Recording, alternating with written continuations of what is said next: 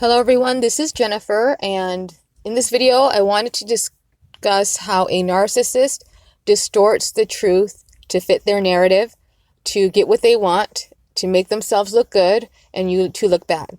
And this is manipulators in general, so I wanted to provide some examples of how outrageous they can be. I have a friend who I've known for several years, and she started seeing this guy about 4 years ago, and he was some corporate executive, very high up there, and he traveled the world a lot for his job. And she was a college student in a different country, not in the United States. And so they met, and they were seeing each other for almost 3.5 years. And I remember she had two jobs, so she could save to go see him for the plane tickets. And she actually worked two jobs for this. And she was a struggling college student. So, that kind of bothered me right there because, he was a corporate executive. He had a lot of money and a lot of miles too. So he could have gotten a lot of free flights. I know he used them himself to go on vacations for himself, but I thought maybe she, you can't give those away. I don't know, but I just thought that he should contribute in some way.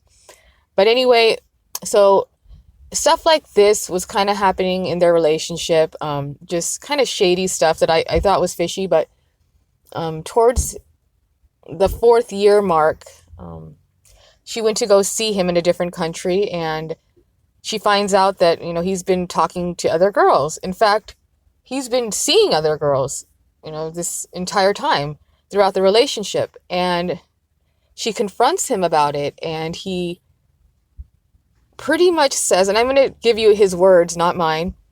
Well, we haven't been officially together. We never talked about it.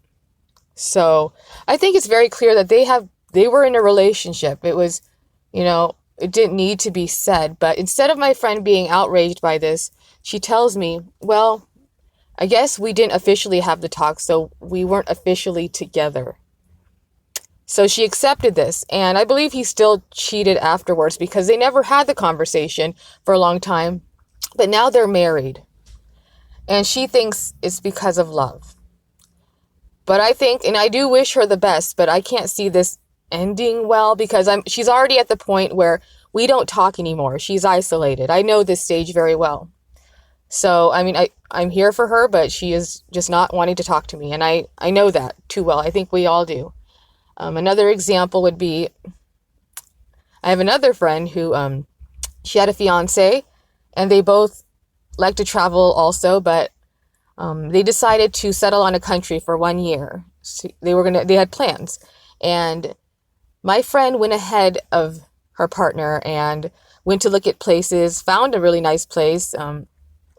She really liked it, but she didn't know anybody there either. They were going to go do this together. So after she finds this place, she talks about it with her partner, saying, tells him all the details, and, they both need to agree because the lease, they can't afford it on their own. But he's going to be a little late. He's not going to be there in time to sign everything. So he tells her, go ahead and, sign it. I'm going to be there. Don't worry. I'm coming. Because they're going to get married. Why would she doubt that? But anyway, at the last minute, he contacts her after she's signed this lease and tells her that he doesn't think she's ready. And she's absolutely furious. She's screwed. But after this conversation of I'm not coming, he writes her this email, and it sounds kind of similar to the email I got, but not as bad. But he tells her that he apologizes that it didn't work out because of his work commitments. He would have, though, but his work required him to be there. First of all, he travels a lot for his job. But second, that is not true. He did not come because of work. He came because he chickened out. He didn't come because he chickened out. And he's a douche. And he screwed my friend over. But he's portraying it. He's distorting the truth to make it seem like it was, out of his hands. This is out of his control. He hopes she understands his dilemma. But he had no choice. So he's a liar. And this is a big distortion. But it doesn't even have to be big. It'll be about daily things, simple things. For example, when I left, my narc, and one of his last correspondences to me to make himself look good, he wrote things like, I tried so hard. I wanted you to stay. I begged you to stay. I told you I loved you. I wanted to make it work. I always told you that. So it made it seem like he really did try. He went out of his way. But the truth is, there was only one time where he said, when I was doubting maybe I should not go, he said, well, then you should stay if you want to. In that tone, in that way. And that was the extent of him trying. But he portrayed himself as if he tried in some exorbitant way to, save the relationship because he loved me so much. And that's a distortion and a lie. And that's what they do.